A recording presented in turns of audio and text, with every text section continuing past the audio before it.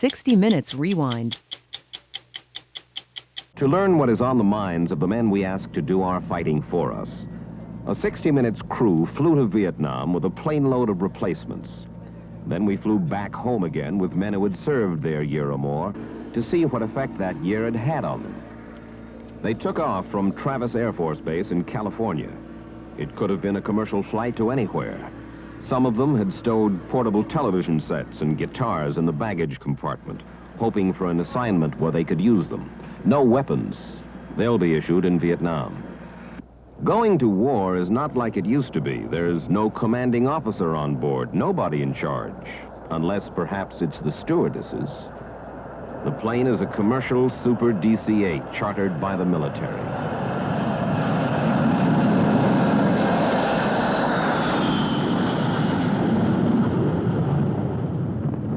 We'd like to welcome you aboard Flying Tiger Line flight number F2B3 to Benoit, Vietnam, with intermediate stops at Anchorage, Alaska, and Yokota Air Base, Japan. Our scheduled flying time to Anchorage will be 4 hours and 20 minutes, and we will be cruising at an altitude of 33,000 feet. It is 20 hours and 12,000 miles to war over the Great Circle route to Benoit Air Base near Saigon. From there comes assignment to an outfit that needs them in the field. All these men are in the Army. Some are draftees, some regulars, and some are going back to Vietnam for the second or third time. Their mood was wistful, reflective, as they talked with us about the war they were heading for and the country they were leaving behind. I got drafted 2 days after I finished college, and I didn't particularly fancy leaving my folks and girl, but none of the other guys do either. But I feel that if my country thinks we should be there, it's given me a place to live for 23 years. It's been real good. I believe that if it thinks I should be there, I think I should be there. When did you last see your mom, McDonald? Wednesday morning. Was she pretty shook? Oh, not too bad. She took it pretty good. What about you? Can't do much about it. Either go over there or go to jail. You for the war? No, against it. Why? I don't think the United States government should have the right to draft a person and send them to a war that doesn't directly affect the security of the United States. It was daylight high above the Pacific, flying with the sun across the international dateline. We drifted from seat to seat, finding familiar disagreement among them, too, on issues like the war itself and dissent back home. How old are you? 21. Hester, how old are you? I'm 20, sir. You're going over there for the first time and you volunteered. You're regular Army. Yes, sir, I am. I didn't volunteer to go to Vietnam, though. I did volunteer to come into the service. Tell me this, Giles. We've lost something over 40,000 men now, 40,000 American lives. As far as you're concerned, it's worth it? You'd be willing to sacrifice your life? I'll tell you what, if I had to lay my life on the line for any man here, I'd do it. And I'm quite sure I'd do it without even thinking. To me, it's worth it. Tell me something. Are you guys the least bit scared going over there? Oh, when I first came down on orders, I was apprehensive, and my wife was real shook up. She still is, but like I told her last night, I said, really and truly, I'm not scared to be going over there. I don't know why. Maybe I should be. Some of the other people are, some of the people aren't. But really, I'm not scared. I'm not worried about it. At first, I was scared. I had all the money and everything to go to Canada. I was going to fly to Montreal. But then I changed my mind and decided, well, some people do come back. I guess I'll take my chances. Oh, well, with me, it was a half and half situation. At first, I really didn't feel anything. I found out I was going, so I said, okay, I'm going. That's all there is to it. There's really nothing I can do about it. Then about the last week or so, I really started getting kind of nervous and jumpy there. But now, well, I'm here, so there's really nothing to it. If I get zapped while I'm there, well, the world's not going to stop. It's just going to keep pushing. To measure how deeply split these men might be about the war, we took a poll. We asked the question, are you in favor or are you against United States participation in Vietnam? These were the results. 120 of these men were in favor of our fighting there. 78 were against. A few were either asleep or undecided. You ever think about actually picking up a gun and shooting a VC? I've thought about it, and I couldn't do it. You couldn't do it.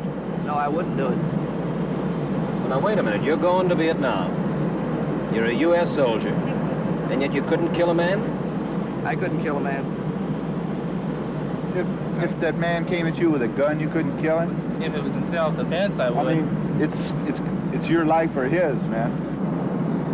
I noticed that the plane gets a little quiet the closer we come to Vietnam. What have you been thinking about, Jones? Well, I think about home mostly, but when I get back. And I just want to get home, that's all. You worried? Well, I think everybody is a little, you know, probably just as calm as anybody else, but still a little worried. Worried about what? Worried about the, I suppose, the thing everybody's worrying about, basically, getting killed? That's correct. I mean, everybody's got that in mind, you know, that they may not come back, but I think as long as you keep straight, you're all right. As the plane flew into the darkness at Benoit Airport, just getting through that year ahead must have been on the mind of every man aboard.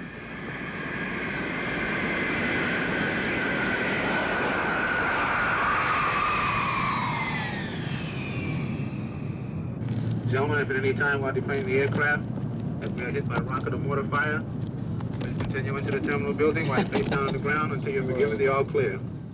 The story will continue after this. 3 days later, again Benoit Airport. Another plane load, all Army, this time heading home. Many of them leaving a year to the day from the time they arrived.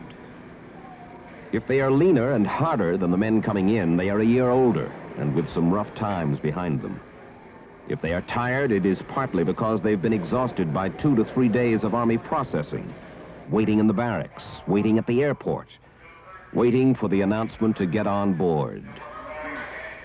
Have your attention in the terminal area. Detachment 5, ethereal port announcing immediate loading and departure of Universal Airlines flight Z2B4. These men had made it, and they knew it. They were coming back whole. Coming back from the war isn't like it used to be either, and a commercial airliner looked more like home to these men than anything they had seen in months and months.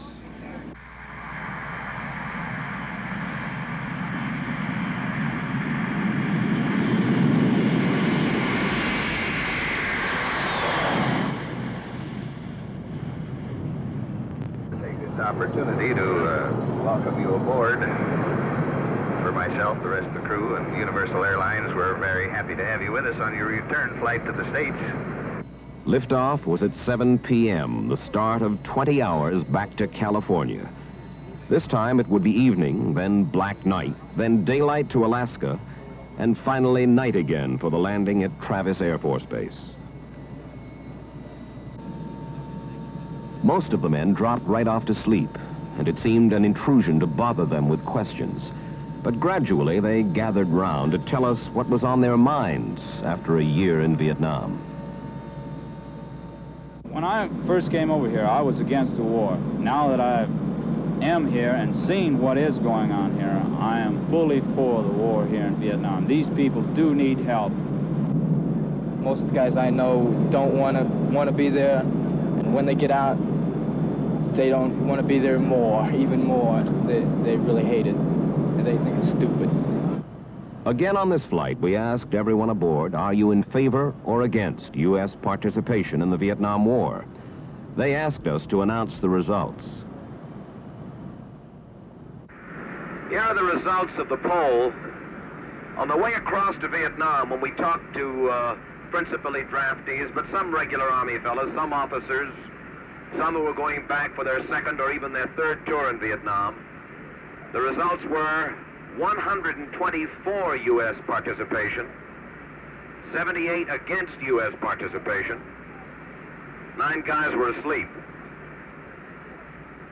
The result aboard this plane, the result of the poll aboard this plane, for U.S. participation in the war in Vietnam, 148. Against U.S. participation, 46. 14 were sacked out or didn't want to answer. And then, what about pot? How available is it? And how heavily are the men smoking marijuana in Vietnam?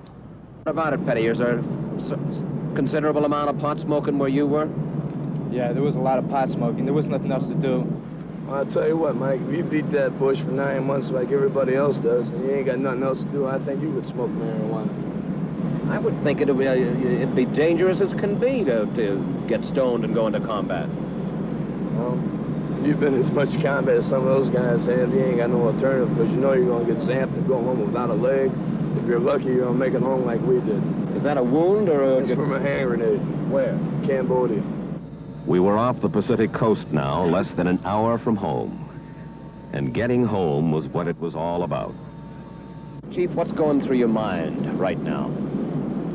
Well, my wife, Julia, my 3 wonderful sons I have at home, and how thankful I am to be getting home to them. What about you, Lieutenant? Well, I'd have to say the first thing I'm looking forward to is seeing my wife. I was married 6 months before I came over here, and then I came to Vietnam.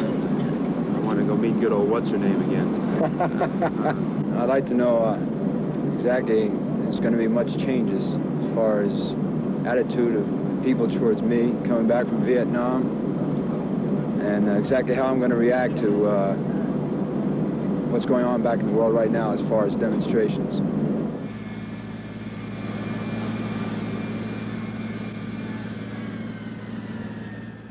And now they are home.